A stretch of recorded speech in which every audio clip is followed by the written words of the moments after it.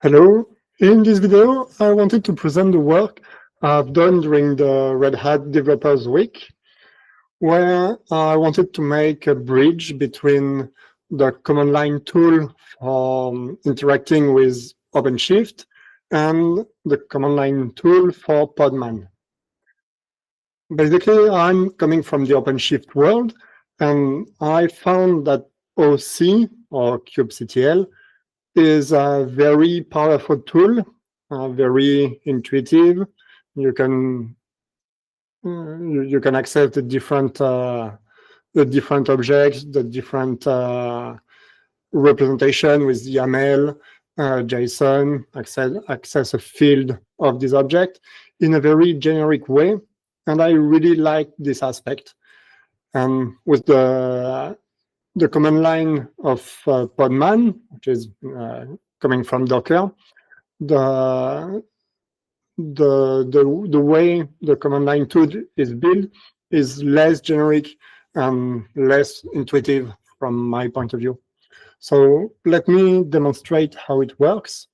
So first of all, I will start a server, and this server will be the interface between OC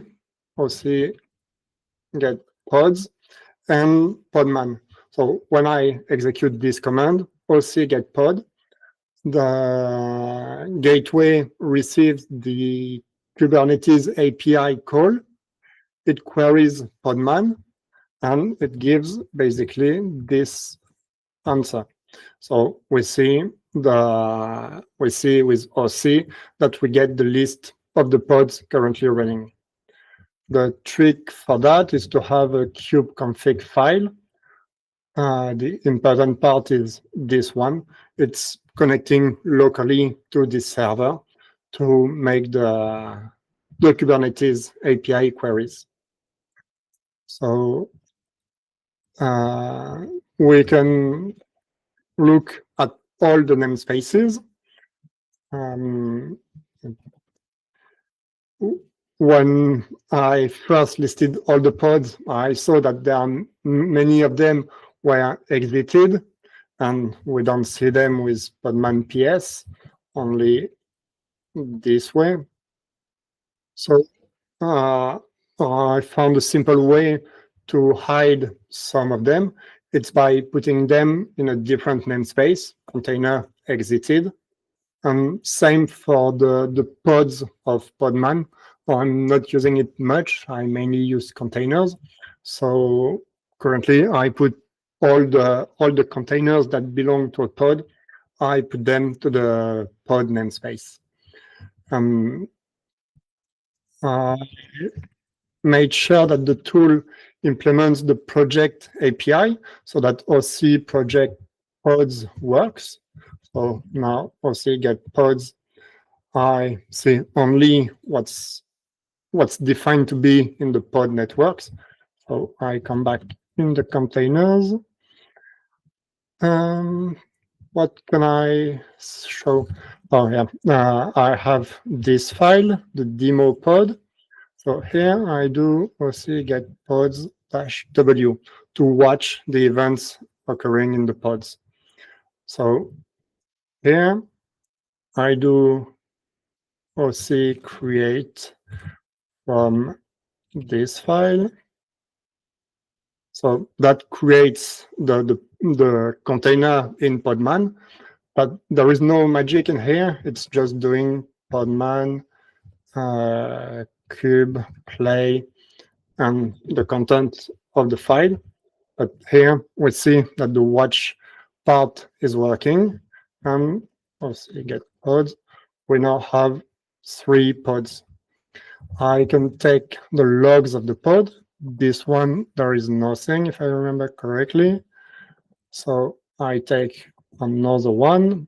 That's a toolbox. So when I take the logs, there is nothing nothing interesting, but at least it's working. Yeah.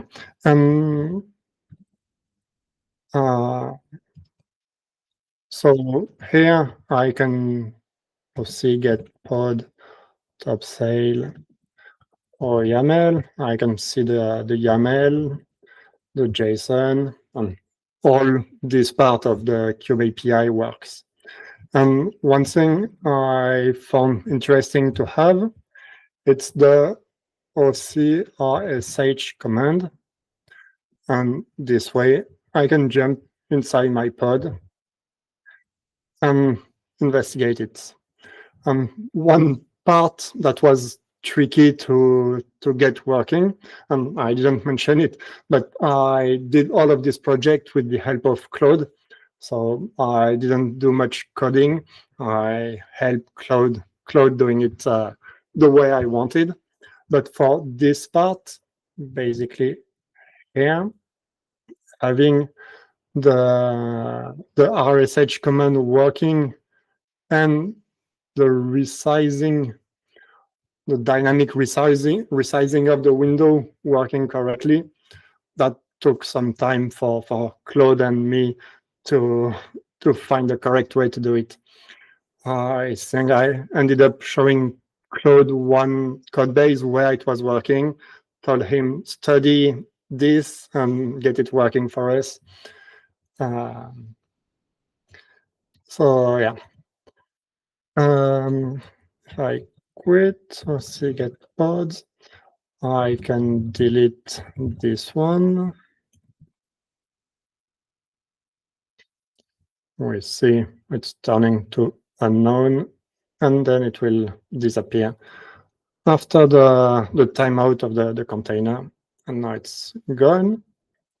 What else? OC gets secrets. I put a mapping between podman secrets and OpenShift secrets. OC get images. We see all the images known by Podman. And one thing I can mention, one thing I learned as part of this project is that when I do OC get pods, this table is shaped by the API. It's not OC, the client that gets the JSON of the pods and pick up whatever it's interested in. It's just requesting to see the object pods as a table. This way, in the server, we can decide to compute the age the same way as Podman. Same for the images. We select exactly which information we want to show, what format we want to use. And that's different from get pods top sale YAML. This one, that's the object with all the information, but there is a transformation stage in the backend to show it as a table. Yeah, so that's it for my demo. Yeah, so last word is that currently this server execute Podman commands.